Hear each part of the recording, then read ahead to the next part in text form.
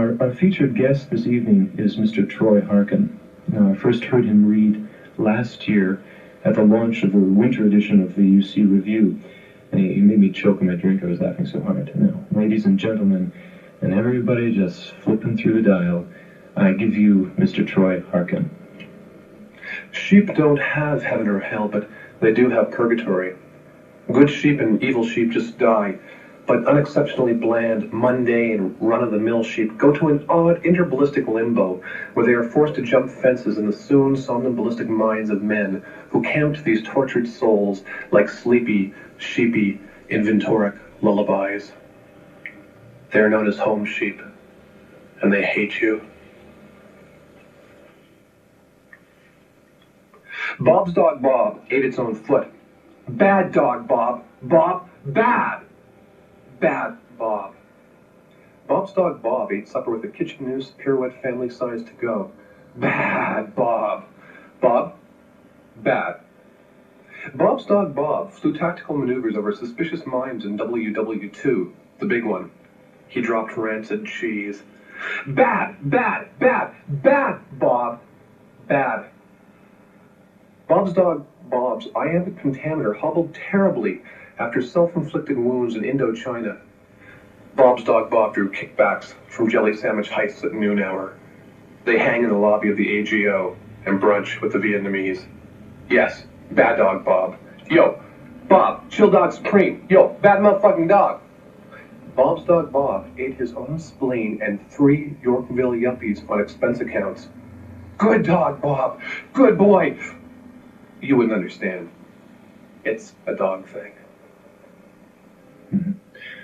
Well, Troy, you take your drink, keep drinking, wet the whistle, and read the second set. And you've told me that it's a different face. It is. I don't know if it's something that's particularly new, but it's something that people who remember me for Bob's dog Bob are either a little surprised about or just tend to forget it's there.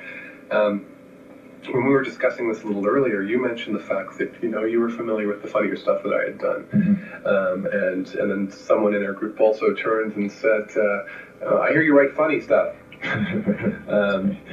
Which to me brought to mind the story of from Stardust Memories, when people keep coming up to the director in the film played by Woody Allen and saying, Mr. Allen, we love your films, especially the early funny ones. And this is, they're saying this to a man who's now trying to make serious films. So, it's hard to break away from that. Not that I intend to leave it behind, but there is something else as well. Well, show us. Okay, this is our first bunch. Is led off with a piece called Pastoral. You, she said, are mistaken. I have never lived here before with my thoughts of cotton, my cautious cloth, or my past imperfect. I have never lived here at all, but I will most certainly die everywhere at once. No jubilee came, no postcards arrived, no touch polished her, hollowed her, opened her wide. 1,000 years adrift on the Hudson, cloistered by the politics of I. Bliss, bliss, and I do. Touch this, and I shall. Bliss, bliss, and I do. Do you rake your foot over sands, over shells? Feel the need to feel the dampness underfoot, barely, and see the sighs and shoulder swells of children, cotton clouds and heights, cotton ecstasy.